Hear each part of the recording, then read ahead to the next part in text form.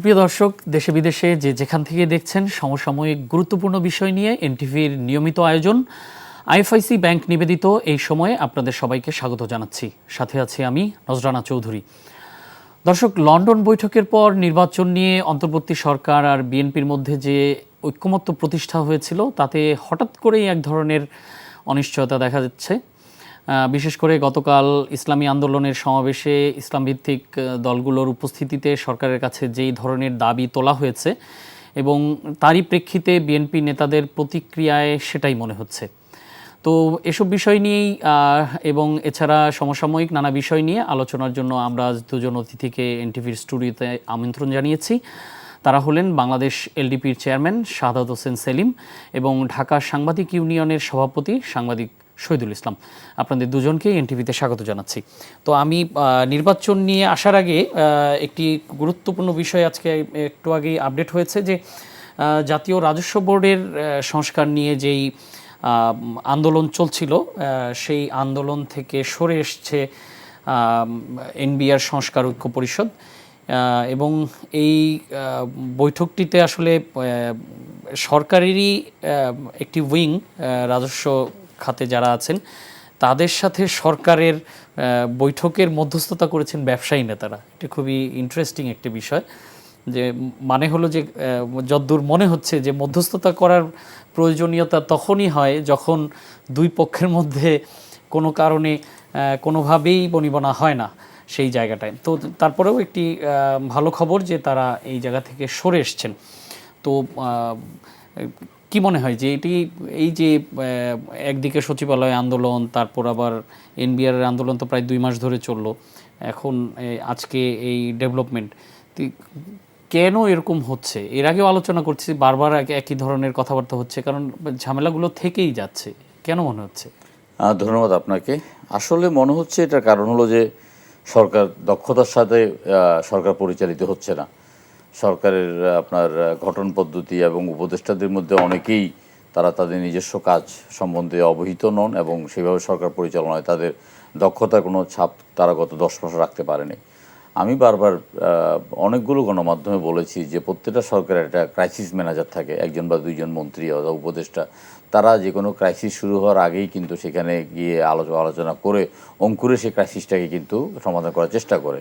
কিন্তু বর্তমান সরকারের আসলে কোনো ক্রাইসিস ম্যানেজার নেই, বর্তমান সরকারের কোনো মুখপাত্র নেই এবং বর্তমান সরকারের আপনার এই ধরনের অনেকগুলো অনাকাঙ্ক্ষিত কর্মকাণ্ডে হাত দেওয়ার কোনো যৌক্তিকতা নেই। যেমন এনবিআরকে এই মুহূর্তে দুইভাগ করার কোনো দরকার ছিল না, এগুলো নির্বাচিত সরকারের কাজ। অন্তর্বর্তীকালীন সরকারের প্রধানত কাজ ছিল নির্বাচনকে আপনার কন্ট্রাক্ট করা এবং একটা সুষ্ঠু নির্বাচনের পটভূমি তৈরি করা। সেক্ষেত্রে তারা ব্যর্থ হয়ে তারা নানা ইস্যুতে জড়িয়ে যাচ্ছেন। কখনো চট্টগ্রাম বন্দরকে বিদেশিদের হাতে তুলে দেওয়া, কখনো মানবিক করিডোরের নামে আপনার রাখাইনে অস্ত্র সরবরাহ করার পথ প্রশস্ত করা ইত্যাদি ইত্যাদি ব্যাপারগুলো সরকার যা করছে তা কিন্তু আপনার সরকারের দুর্বলতা, সরকারের ব্যর্থতা।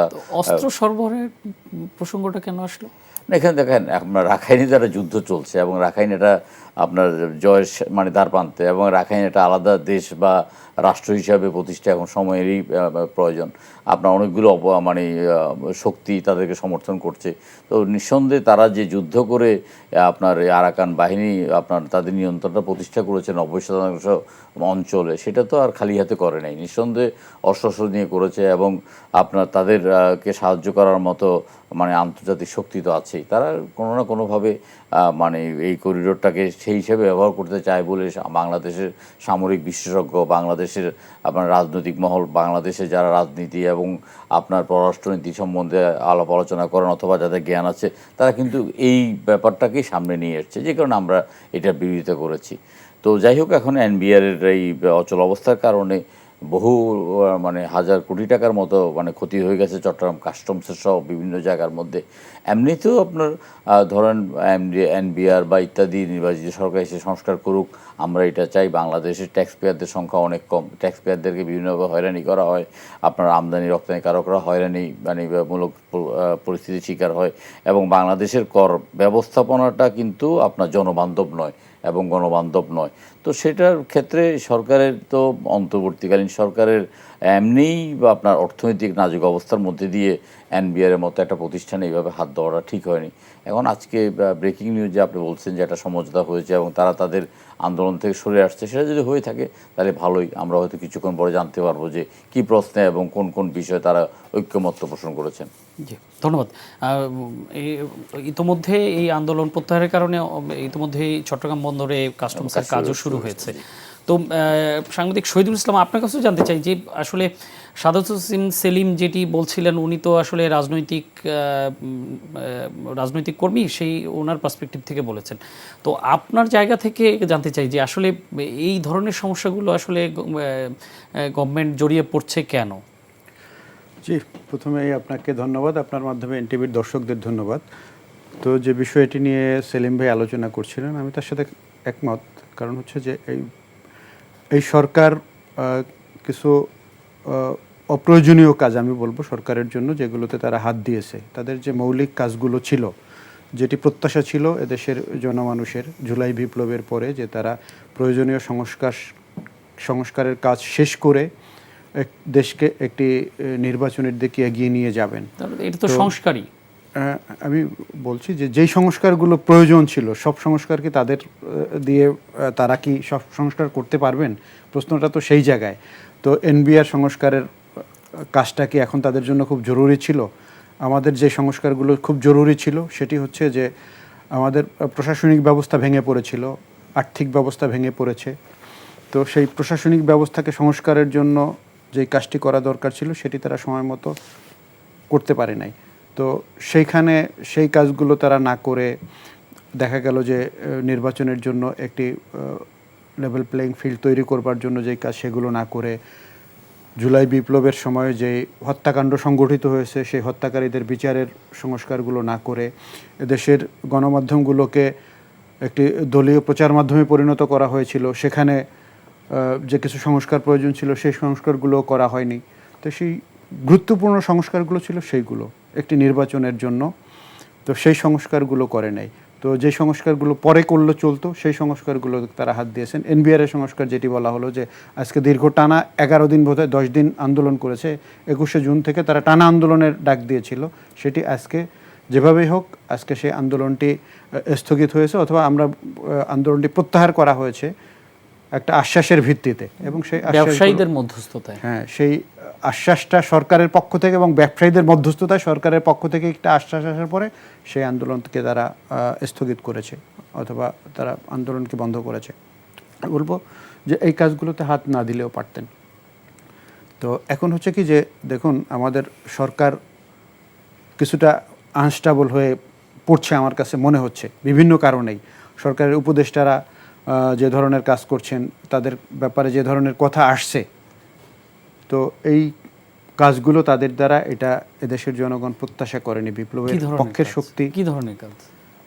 ধরুন যে কাজগুলো আজকে কিছু উপদেষ্টার পক্ষ ব্যাপারে এরকম কিছু অভিযোগ আসছে, আমরা যে অভিযোগগুলো পাচ্ছি যে তারা দুর্নীতির সাথে জড়িয়ে পড়ছে, এরকম কিছু অভিযোগ আসছে। এটি হয়তো আপনারাও জানেন, অনেকে ইতিমধ্যেই জেনেছেন।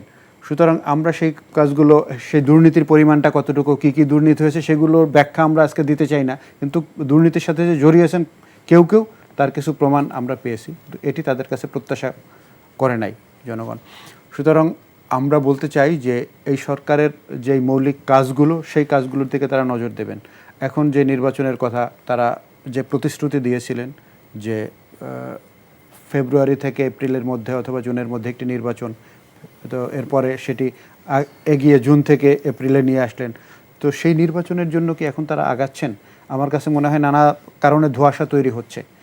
আজকে আমরা দেখেছি যে এই ধোঁয়াশা তৈরি করবার যে সুযোগগুলো, এগুলো সরকারের পক্ষ থেকেই করা হচ্ছে কি না, এগুলো ইচ্ছাকৃত না এমনি এমনি হচ্ছে, কিসের কারণ হচ্ছে, সেগুলো তাদেরই পরিষ্কার করার দায়িত্ব আমার মনে হয়। সেটি যদি পরিষ্কার না করেন, তাহলে এই ধোঁয়াশা যদি আরও তৈরি হতে থাকে, তাহলে যে মাঝে আমরা যে একটি আনস্টেবল পরিবেশ দেখেছিলাম কয়েকদিন আগে, তো আমাদের প্রধান উপদেষ্টার আলোচনার পরে এদেশের বড় দল বিএনপির ভারপ্রাপ্ত চেয়ারপারসনের সাথে একটি আলোচনার পরে সেটি একটি স্থমিত হয়ে এসেছিল, খানিকটা শান্ত হয়ে এসেছিল। আবার আমার মনে হয় যে সেই শান্ত পরিবেশটা আস্তে আস্তে করে আবারও অশান্তির দিকে যাচ্ছে কিনা সেই বিষয়টা আমার মনে হয় সরকারের পক্ষ থেকে একটু খতিয়ে দেখবেন এবং সেখানে তারা ভূমিকা রাখবেন। জি, লন্ডন বৈঠকে যেটি এক ধরনের সরকারের সাথে বিএনপির কথা এজন্য বলছি যে বিএনপি যেহেতু প্রধান রাজনৈতিক দল বাংলাদেশের, তো সেটি বিএনপির সাথে যে এক ধরনের এক জায়গায় এসে স্থির হওয়া সিদ্ধান্ত যে ফেব্রুয়ারিতে প্রথমার্ধে নির্বাচনটি হবে, তো সেই জায়গায় হঠাৎ করে মনে হলো যে একটু ছেদ পড়েছে। বিশেষ করে এই যে সমানুপাতিক হারে যে ভোটের বিষয়টি আসছে, এটি তেমন আলোচনায় ছিলই না। শুরুর দিকে একটু ছিল, পরের দিকে এটিকে কিন্তু মোটামুটি বাতিলের খাতায় চলে গেল।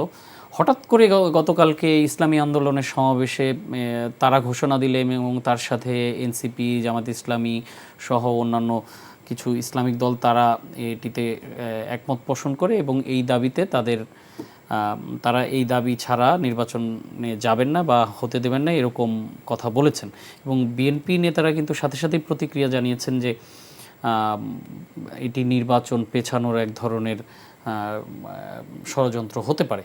তো আপনার কি মনে হয় সাদাত হোসেন সেলিম, আসলেই কি নির্বাচন পেছানোর মতো কোনো ঘটনা ঘটছে না?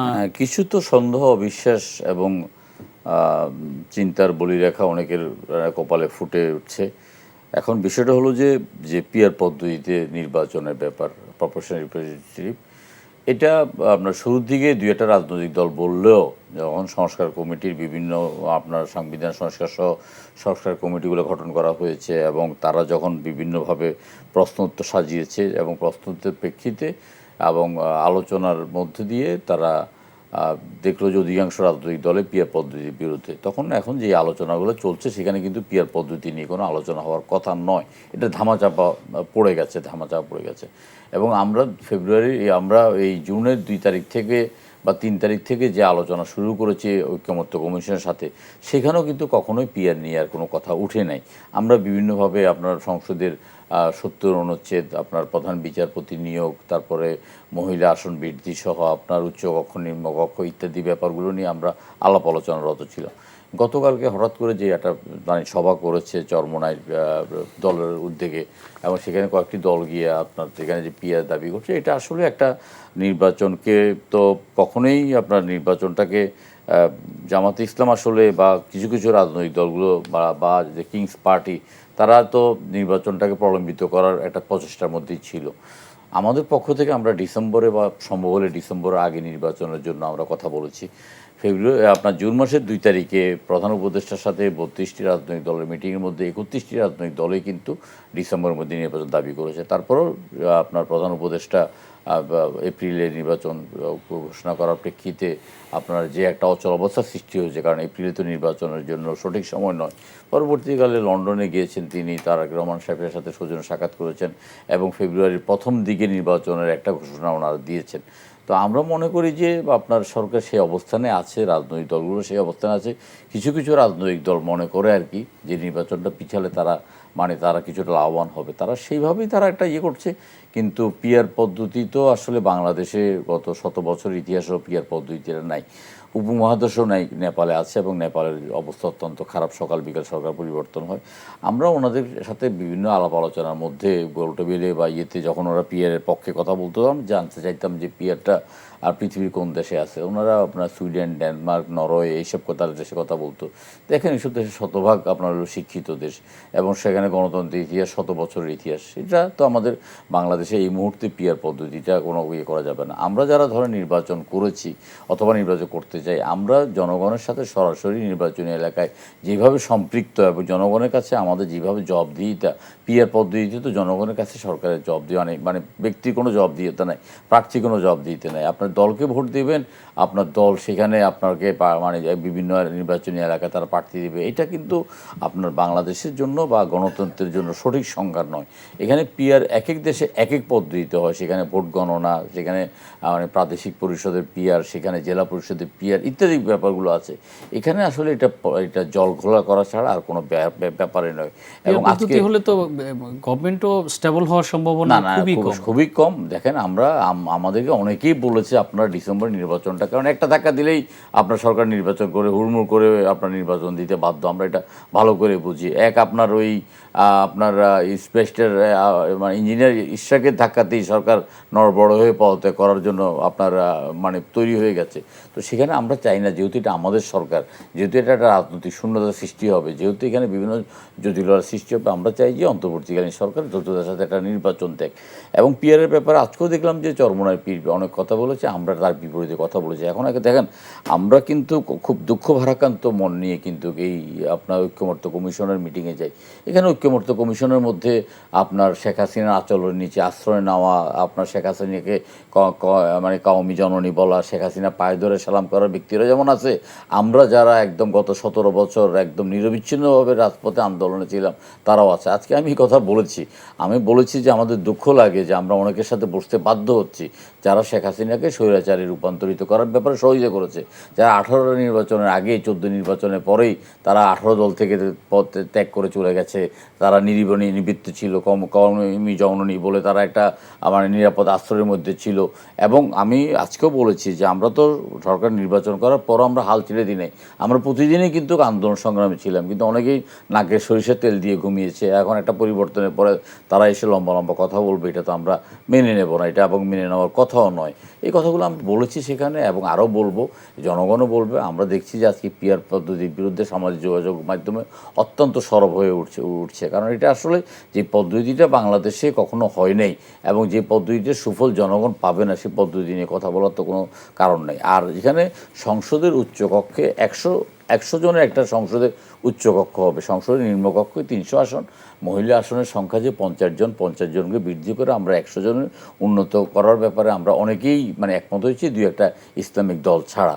আর এখানে আপনার উচ্চকক্ষের 100 আসনের মধ্যে কী পদ্ধতিতে নির্বাচন হবে সেটা ব্যাপার নিয়ে প্রশ্ন আসছে। কেউ কেউ পিয়ার পদ্ধতিতে চাচ্ছেন সংসদের উচ্চ আসনে, এবং আমরা চাচ্ছি যে 300 যে সংসদ সদস্য হবে তাদের ভিত্তিতে, মতামতের ভিত্তিতে হবে। এখন এখানে আলী রিয়াজ সাহেব একটা বক্তব্য দিয়েছেন যে অধিকাংশ রাজনৈতিক দলগুলো পিয়ার পদ্ধতিতে নির্বাচন চায়, কিন্তু তিনি সম্ভবত খোলাসা করে বলেননি এটা কি নিম্নকক্ষের অর্থাৎ 300 আসনের পিয়ার পদ্ধতি না, ও মানে আপনার এখানে সংসদের আপার হাউজের, যেটাকে সিনেট বলছে, আমরা উচ্চকক্ষ বা উচ্চ পরিষদ মানে যেই নামে আমরা ডাকি না কেন, এই সব বিষয় নিয়ে আপনার আলোচনা হচ্ছে। এখন আমি বা আপনার পরশুদিন বা তার আগের দিনও বলেছি যে আমরা আসলে হতাশ, এখানে কোনো একটা সিদ্ধান্তই কিন্তু চূড়ান্তভাবে রূপ নিচ্ছে না। একটা সিদ্ধান্ত একটু যোগ করি যে আজকে কিন্তু ঐক্যমত্য কমিশনের যে সহসভাপতি অধ্যাপক আলী রিয়াজ তিনি নিজেও হতাশা প্রকাশ করেছেন যে হয়তো জাতীয় সনদ তৈরিতে আশাব্যঞ্জক অগ্রগতি হচ্ছে না।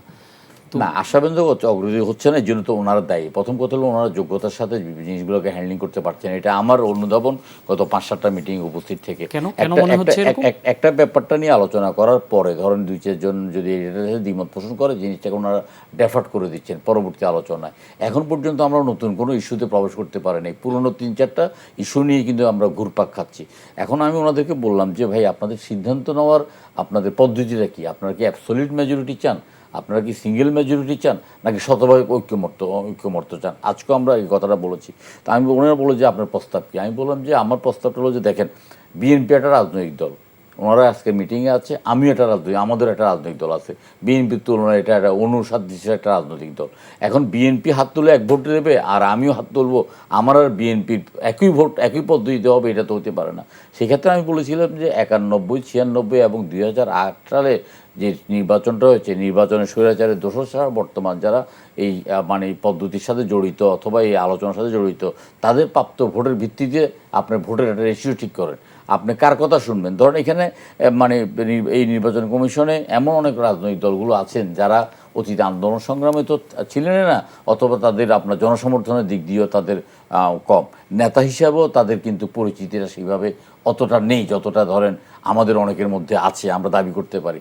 তো সেক্ষেত্রে একটা গোলকধাঁধার মধ্যে পড়ে গেছি, এবং পুরো আলোচনাটাই আমার কাছে মনে মনে হচ্ছে যে একটা ঘূর্ণায়মান পদ্ধতিতে আপনার পড়ে গেছে, যে কারণে আজকে আমি একটু দেরি করে যাওয়াতে আলী রিয়াজ সাহেবের বক্তব্য শুনেছি তিনি খুব আবেগপ্রবণ হয়ে বলেছেন যে আসলে আমরা কোনো আগে মানে আমরা হতাশাজনক পরিস্থিতি আছি। এবং আজকের আমি এতদিন পর্যন্ত মোটামুটি আশাবাদী থাকলেও আজকে আমাদের মধ্যে একটা হতাশা কাজ করছে যে আসলে এখান থেকে সত্যিকার অর্থে কিছু বের হয়ে আসবে না।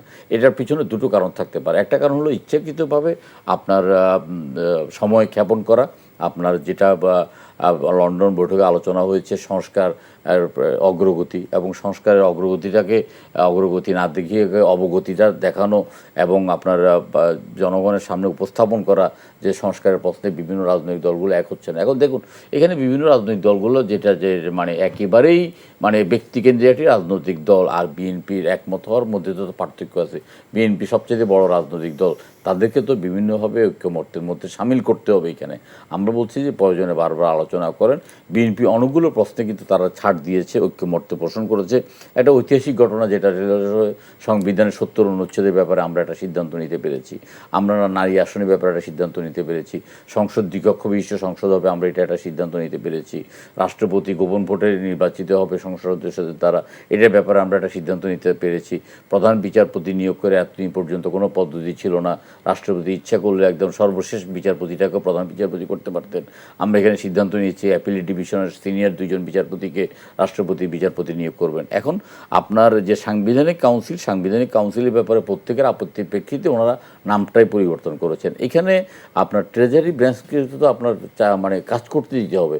আপনি প্রধানমন্ত্রী কে হবেন, শেখ হাসিনা প্রধানমন্ত্রী হয়ে স্বৈরাচার আপনার হয়েছেন, সে কারণে আপনার এখানে পরবর্তী প্রধানমন্ত্রীকে হাত পা বেঁধে দিয়ে যত রকমের আইন প্রণয়ন করা দরকার আপনি তত রকম আইন প্রণয়ন করতে যাচ্ছেন। এই জিনিসগুলো তো আমরা এইভাবে এটাকে আপনার আমরা এই জিনিসগুলোকে আমরা বলছি যে এগুলো এটা এটা এটা এটা হতে পারে না। আপনার যে একটা বিএনপি একটা সিদ্ধান্ত মেনে নিয়েছে যে একজন লাইফ টাইমে 10 বছরের বেশি প্রধানমন্ত্রী থাকতে পারবেন না। এটা কিন্তু অন্যান্য আইনের সাথে সাংঘর্ষিক। একজন ব্যক্তি যদি একাধিকবার সংসদ সদস্য হতে পারেন, একাধিকবার মন্ত্রী হতে পারেন, একাধিকবার ইউনিয়ন পরিষদের চেয়ারম্যান হতে পারেন, একাধিকবার আপনার বিভিন্ন রাষ্ট্রীয় দায়িত্ব পালন করতে পারেন এবং আপনার বিভিন্ন ব্যবসায়িক সংগঠন সমবায় সমিতি ইত্যাদিতে আপনি একাধিকবার পারেন, প্রধানমন্ত্রী কেন পারবেন না? এটা পৃথিবীর কোন ইতিহাসে আছে এগুলো বুঝি না। তারপরে এটা এক ধরনের মনস্তাত্ত্বিক চাপ যে শেখ হাসিনা বারবার প্রধানমন্ত্রী হওয়ার জন্যেই সংবিধান লঙ্ঘন করেছেন, বারবার প্রধানমন্ত্রী হওয়ার জন্য স্বৈরাচার হয়েছেন, ফ্যাসিস্ট হয়েছেন। ওই শেখ হাসিনার ভূতটা আমাদেরকে তাড়িত করে বেড়াচ্ছে, যে কারণে আমরা আলোচনাটার মধ্যে ঘূর্ণায়মান পদ্ধতিতে আমরা আটকা পড়ে গেছি এবং আমরা শুধু গোলকধাঁধার মধ্যে ঘুরছি। কিন্তু আমি মনে করি যে এখানে আমরা সবাই উন্মুখ হয়ে আছি একটা সুষ্ঠু নির্বাচনের জন্য। একটা সুষ্ঠু নির্বাচনের জন্য যা যা করা প্রয়োজন সরকার তাই করে যদি আপনার দেশটাকে একটু স্থিতিশীলতার দিকে আনে। অর্থনীতি অবস্থা অত্যন্ত ভঙ্গুর, আপনার বিনিয়োগ হচ্ছে না। জানতে চাই যে এই যে ঐকমত্য কমিশন আপনি একটু বলেছেন, কিন্তু আমি আরও সুনির্দিষ্টভাবে জানতে চাই যে তারা আসলে কিভাবে ঐকমত্যটা প্রতিষ্ঠা করবেন, সেই ধরনের কোনো কি ধারণা দিয়েছেন? যে ওই যে সবাই 100% একমত হতে হবে, না আংশিক হবে, না এরকম কি তারা কি কিছু বলেছেন? তারা আসলে কি চান, কিভাবে করবেন সিদ্ধান্তটা তাদের? আমি আজকে যখন যে প্রস্তাবটা দিলাম যে 91, 96 এবং 2001-এর নির্বাচনের প্রাপ্ত ভোট অনুসারী রাজনৈতিক দলগুলোকে সেভাবে একটা ব্যবস্থার জন্য, তখন আলী রিয়াজ সাহেব বলেছেন আমি জিনিসটা বিবেচনার মধ্যে নিলাম এবং আমি এইরকম একটা প্রস্তাব পেলাম, এটা কথা বলেছে। এখন আগামী দিনে আলোচনা করতে বসলে আমরা সেটা বুঝবো আর কি। এখন প্রধান বিচারপতি নিয়োগের প্রশ্নে আমরা সবাই কিন্তু একমত হয়েছি যে অ্যাপিলেট ডিভিশনের সিনিয়র 2জন বিচারপতি আপনার প্রধান বিচারপতি করা হবে। কিন্তু সেক্ষেত্রে তো 2জন এটা বিরোধিতা করার জন্য দাঁড়িয়ে গেছেন এবং বিরোধিতা করেছেন। কেন করেছেন এটার কোনো ব্যাখ্যা নাই। তো এইরকম টুকটাক বিরোধিতা তো হবেই। এবং শতভাগ তো ঐক্যমত, এটার নাম তো ঐক্যমত্য কমিশন, শতভাগ ঐক্যমত্য কমিশন তো নয়। তাইলে যে এবং এই যে ব্যাপারটা যদি সেরকম হতো যে আবার একদিকে আবার ডক্টর ইউনূস সাহেব বলেছেন যে যেটা একবার সবাই ঐক্যমত্য হবে আমরা সেটাই মেনে নেব, যেটা সবাই ঐক্যমত্য হবেন না সেটা মেনে নেবেন না। কিন্তু তিনি তো সেটা মানেন নাই, কারণ আমরা শতভাগ ঐক্যমত্যই তো না, আমরা তো আপনার 32টা রাজনৈতিক দলের মধ্যে 31টা রাজনৈতিক দল যদি ডিসেম্বরে নির্বাচন চাই, এটা তো শতভাগ একটা ঐক্যমতের ব্যাপারটা তো উনি মানেন নাই। উনি নিজেই তো এটা ভঙ্গ করে এপ্রিলের দিকে নির্বাচন নিয়ে গেছেন। উনি তো নিজেই আপনার ওনার শপথ ভঙ্গ করেছেন। উনি শপথ করেছেন অনুরাগ বা বিরাগে বশবর্তী হয়ে উনি কাজ করবেন না। উনি ডিবি পোর্ট ওয়ার্ল্ড নামে একটা প্রতিষ্ঠানকে বিনা টেন্ডারে চট্টগ্রাম বন্দরের নিউমেরিক কন্টেইনার টার্মিনাল দিয়ে যাচ্ছেন, এটা ওনার অনুরাগ। এবং যারা এটা প্রতিবাদ করবেন, বিরোধিতা করবেন, তাদেরকে প্রতিহত করার জন্য তিনি আহ্বান জানিয়েছেন, এটা তার বিরাগ। এরপর তো ওনার শপথ থাকে না, অথবা এই পদে থাকার কতটা নৈতিক অধিকার উনি রাখেন, এই প্রশ্নটা আমি জাতির সামনে করে গেলাম। জি, ধন্যবাদ। আমরা সাংবাদিক শহীদুল ইসলাম, আপনার কাছেও জানতে চাই যে আসলেই কি নির্বাচন নিয়ে অনিশ্চয়তা দেখা দিয়েছে? কি মনে হয় যে ঠিক ওই লন্ডন বৈঠকের পর যেই ধরনের এক ধরনের সারা জাতির ভিতরে এক ধরনের উচ্ছ্বাস দেখেছিলাম আমরা যে না, নির্বাচনের বিষয়ে একটি সিদ্ধান্ত এসছে, সেই জায়গাটা কি ছেদ পড়ছে কিনা, কি মনে হয় আপনার? দেখুন, আমি এই বিষয়টি নিয়ে কথা বলার আগে একটু বলি যে আশায় ছেদ পড়ছে কিনা এটা তো যারা ঐক্যমত কমিশনে গিয়েছেন তাদের আলোচনায়, সেলিম ভাইয়ের আলোচনায় আমরা শুনলাম।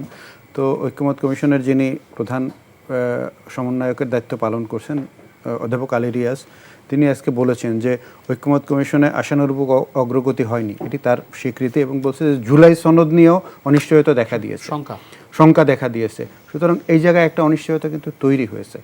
সুতরাং এখন সেটাকে তারা কিভাবে অ্যাড্রেস করবেন, কিভাবে সমাধান করবেন, সেটা তারা ভেবে দেখবেন। তো আমি একটু আগের একটা বিষয়ে আসতে চাই, যে এটি সেলিম ভাই আলোচনা করেছেন পিয়ার পদ্ধতি নিয়ে। আমি সেখানে একটু অ্যাড করতে চাই, সেটা হচ্ছে যে পিয়ার পদ্ধতি নিয়ে যারা এর পক্ষে কথা বলেছেন তাদের কিছু শক্তিশালী যুক্তি আছে কিন্তু পিয়ার পদ্ধতির নির্বাচনের পক্ষে। তো সেই জায়গাটা আমার মনে হয় যে এটি আলোচনায় আরও ভালো করে আসতে, জনগণের কাছে এটি গেলে জনগণের মতামতটা আসতে পারতো, বিভিন্নভাবে আসার সুযোগ আছে। তো আপনি দেখেন যে পিয়ার পদ্ধতিতে তারা যে যুক্তিটা দাঁড় করিয়েছে সেটি হচ্ছে যে নির্বাচনে দেখা যায় যে আমাদের দেশের যে নির্বাচন পদ্ধতি, তাতে ধরেন 300 আসনে নির্বাচন হয়, সরাসরি নির্বাচন হয়। সেখানে ধরে নেন 300 আসনে যদি এরকম হয়, অধিকাংশ আসনে এরকম হয় যে এক প্রার্থী সেখানে যে 3 লাখ ভোট পেয়েছে, তার প্রতিদ্বন্দ্বী 2,80,000 ভোট পেয়েছে, তিনি ফেল করেছেন, এরকম অধিকাংশ আসনেই হচ্ছে। তো যারা দেখা গেল যে 100 ভোটের ভিতরে 51 ভোট যিনি পেয়েছেন তিনি নির্বাচিত, যিনি 49 ভোট পেয়েছেন তিনি হেরে গেলেন।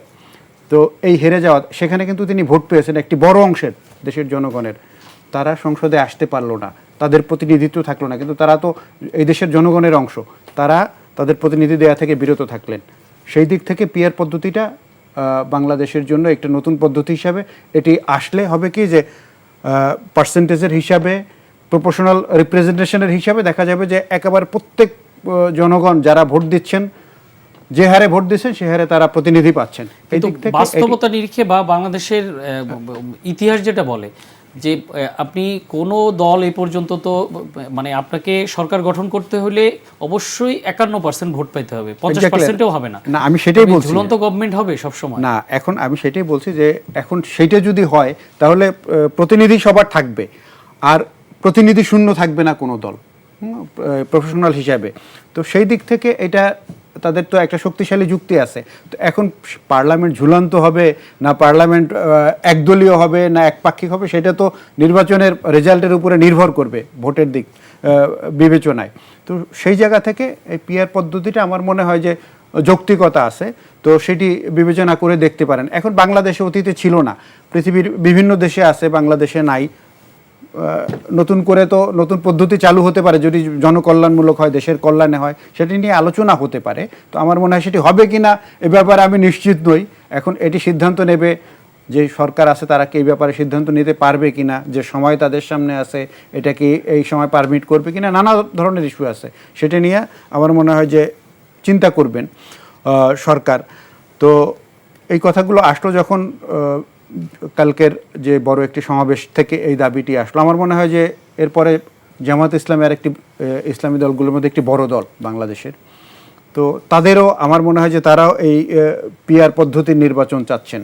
তো সেটা যদি চান তাহলে এই দাবিটা আরও জোরালো হবে।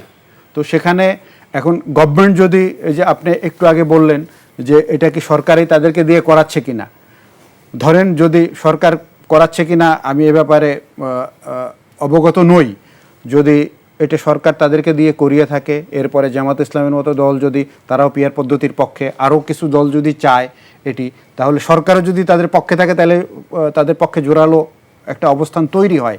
সেই পরে রেজাল্ট কী হবে সেটা পরে দেখা যাবে। সুতরাং আমার মনে হয় যে এটি একটা এখন পর্যন্ত আমার মনে হয় এটি অমীমাংসিত ইস্যু থেকে গেল। তো এটি মীমাংসা হওয়ার জন্য হয়তো সামনে আরও সময় লাগতে পারে। তো এই জন্য আমার মনে হয় যে নির্বাচনের যে ইস্যুটার কথা বললেন, নির্বাচন কি অনিশ্চিত হয়ে গেল কি না, আমি মনে করি যে এই এখনও বিশ্বাস করতে চাই যে চিফ অ্যাডভাইজার যে ওয়াদা দিয়েছেন তিনি সেই প্রতিশ্রুতি রাখবেন। কারণ হচ্ছে যে বাংলাদেশের মানুষ একটি নির্বাচন চায়। তো সেটি আগে পরে নিয়ে প্রশ্ন আছে, অনেকে বলছে যে এত তাড়াহুড়া কেন, নির্বাচনের জন্য সংস্কারগুলো দরকার। তো আমার মনে হয় যে ন্যূনতম সংস্কারগুলো, যেটি বারবারই আমি বলি, সেই সংস্কারটুকু, ন্যূনতম সংস্কারটুকু করা দরকার। আজকে আমরা যদি ব্যুরোক্রেসি ধরি, সেখানে কোনো সংস্কার হয়নি। পুলিশ প্রশাসনের যতটুকু সংস্কার হয়েছে এটা এনাফ নয় একটি সুষ্ঠু নির্বাচনের জন্য, নির্বাচন পরিচালনা করার জন্য। পুলিশ প্রশাসন তো কোনো ধরনের সংস্কারই হয়নি, সংস্কার হয় নাই। যেটাই আপনি যেটা বলেন, কিছু সংস্কার যদি বলেন যে কিছু সংস্কার হয়েছে, সেটাও উল্লেখযোগ্য নয়। তাহলে আপনি একটি নির্বাচন কিভাবে কন্ডাক্ট করবেন? আজকে আমাদের মাঠ প্রশাসন কি নির্বাচনের জন্য প্রস্তুত করতে পেরেছি? আমরা তো নির্বাচন চাইতেছি, তো সেজন্য যে সংস্কারটুকু করা দরকার ছিল, সেই জায়গায় এই সরকারকে সে পথে চালানোর জন্য রাজনৈতিক দলগুলোর ভূমিকা রাখা দরকার ছিল।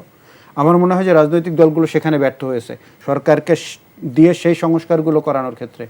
আমরা বিচারের কথা বলছি, তো সেই বিচারের দৃশ্যমান বিচার আমরা চাইতেছি, তো সেই বিচারটা কত দূর এগুলো, সেই জায়গায় সরকারকে কতটুকু আমরা বাধ্য করতে পারলাম, কতটুকু তাদেরকে সক্রিয় করতে পারলাম, সেই জায়গায় তো রাজনৈতিক দলগুলোর কিছুটা দায়িত্ব রয়েছে, সেই দায়িত্ব তারা পালন করতে পারছে কি না।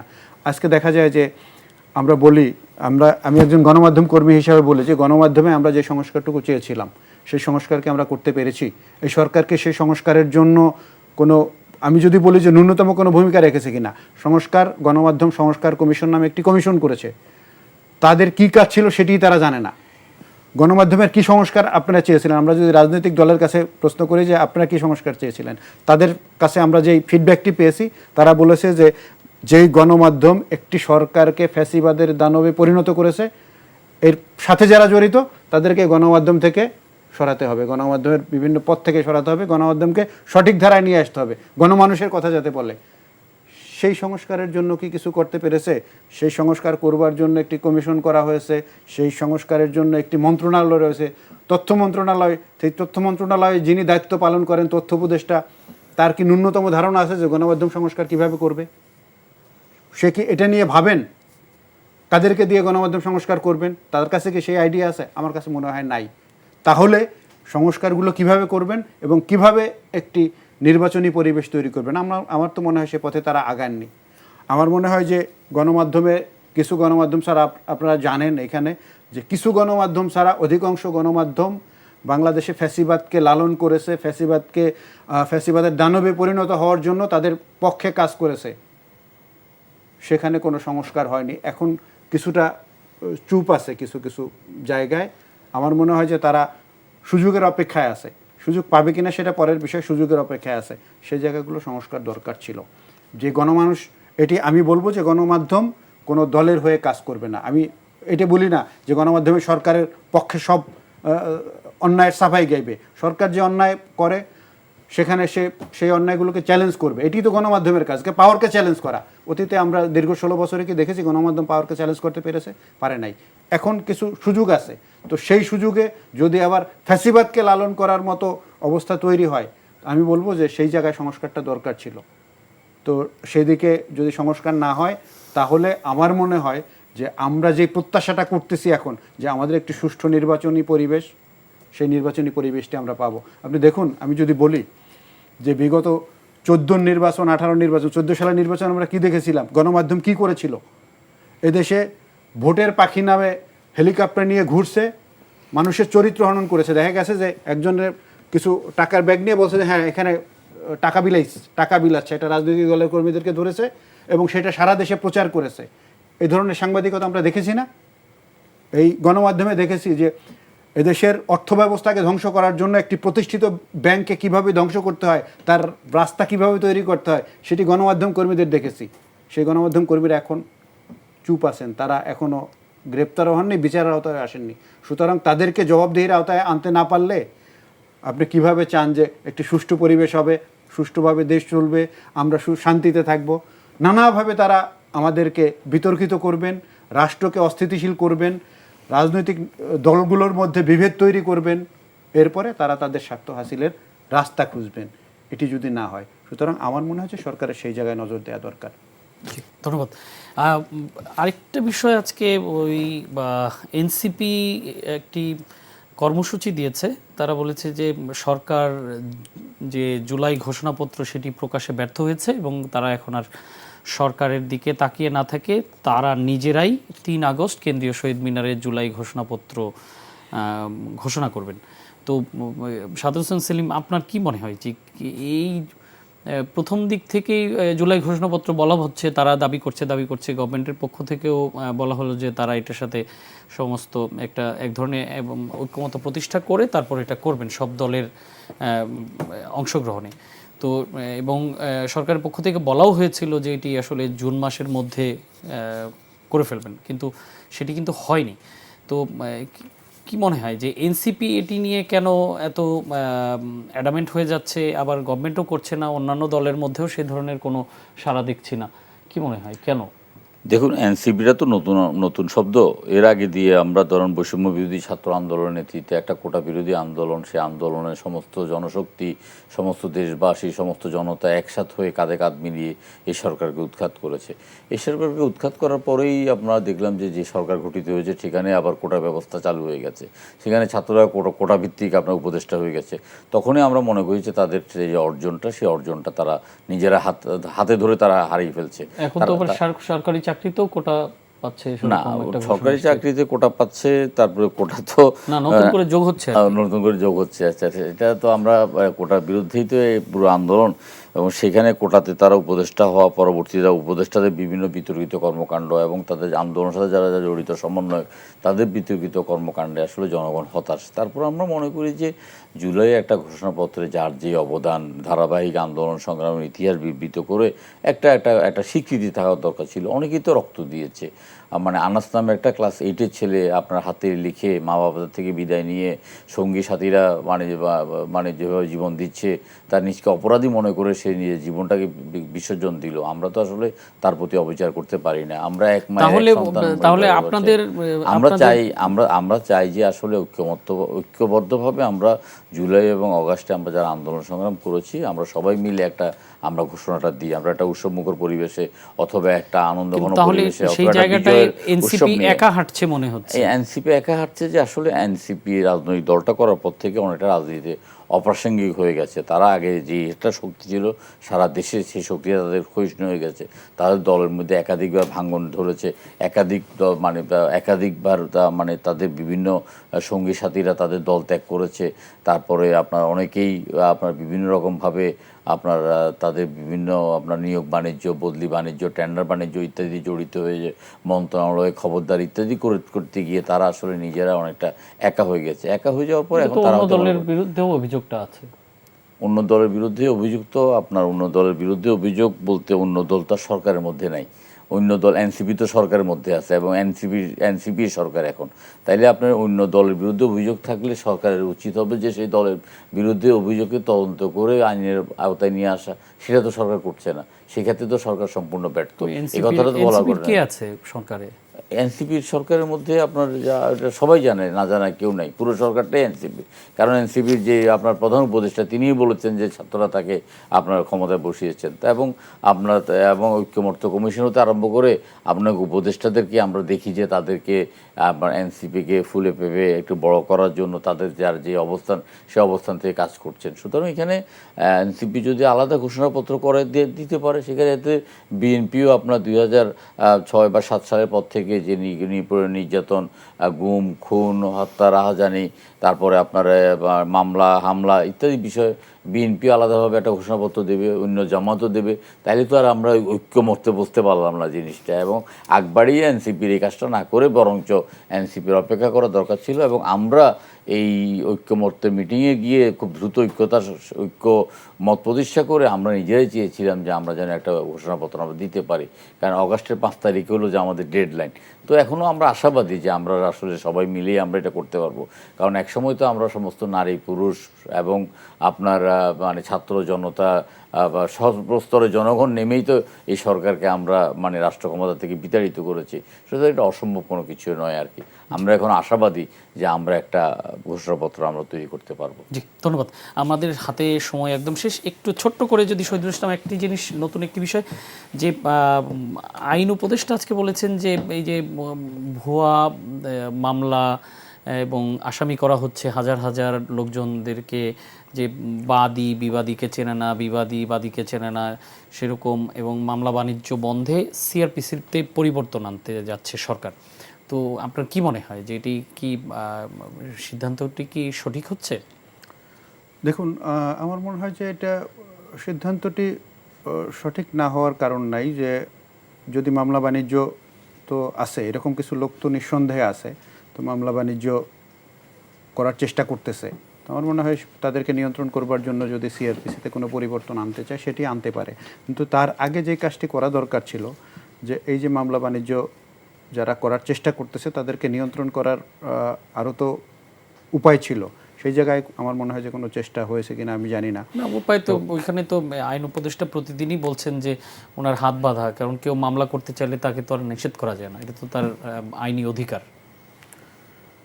দেখুন, এখন হয়েছে কি যে অন্যায় তো ইচ্ছা করলে কেউ করতে পারে। তো যখন অন্যায় করতে চায় কেউ, তাকে রোধ করবার তো আইন তো বাংলা প্রচলিত যে আইন আছে সেটি দিয়েও তো রোধ করা যায়। এখন সেটি নিয়ে আমার মনে হয় যে যেই কাজগুলো হয়েছে, তো অতীতে যে কাজগুলো হয়েছে, যারা মামলা বাণিজ্য করতেছে তাদেরকে দু চারজনকে বিচারের আওতায় আনলেই তো, সেই আইন তো আছে বাংলাদেশে, সেটি আনলেই আমার মনে হয় যে এটি নিয়ন্ত্রণ করা যেত। এটি খুব বড় আকারে যে হয়েছে এরকম না, কিছু হয়েছে, কিছু কিছু জায়গায় হয়েছে, সেটি একটু খুঁজে দেখলেই হতো। তো আমার মনে হয় যে এখানে যদি নতুন কোনো আইন করে, এটি ভবিষ্যতের জন্য মানুষ এটি করতে পারে। তো এখন যে বিষয়টি সেটি হচ্ছে যে ভবিষ্যতের সব কাজ তো এই সরকারের দায়িত্ব না আসলে। তো এই জন্য তারা কতটুকু কাজ দরকার না, কিন্তু এই বিষয়টি নিয়ে সরকার তো আসলে একটু সমালোচনার মুখোমুখি হতে হচ্ছে। না, ঠিক আছে, আমার মনে হয় যে এটি করতে পারে। এই ব্যাপারে আমি দ্বিমত পোষণ করি না। আমার মনে হয় যে এটি সরকার যেটি করতেছে এটি করতে পারে। জি, ধন্যবাদ। আমরা আজকের মতো এখানেই শেষ করছি। পরবর্তীতে নিশ্চয়ই আবারও বিস্তারিত আলোচনা করা যাবে নানা বিষয়। দর্শক, এই ছিল আজকে আমাদের এই সময়ের আয়োজন। প্রিয় দর্শক, বর্ষাকাল চলছে, এরই মধ্যে ডেঙ্গুর প্রকোপ চোখ রাঙাচ্ছে, সাথে করোনার সংক্রমণও বাড়ছে। ডেঙ্গু থেকে পরিত্রাণ পাওয়ার একমাত্র উপায় নিজেদের আশেপাশের পরিবেশ পরিষ্কার পরিচ্ছন্ন রাখা, আর করোনা থেকে রেহাই পাওয়ার উপায় হলো স্বাস্থ্যবিধি মেনে চলা। এই বিষয়ে সবাইকে সজাগ থাকা ও সতর্কতা অবলম্বনের আহ্বান জানিয়ে আজকের মতো বিদায় নিচ্ছি। এনটিভির সাথে থাকার জন্য ধন্যবাদ। শুভরাত্রি।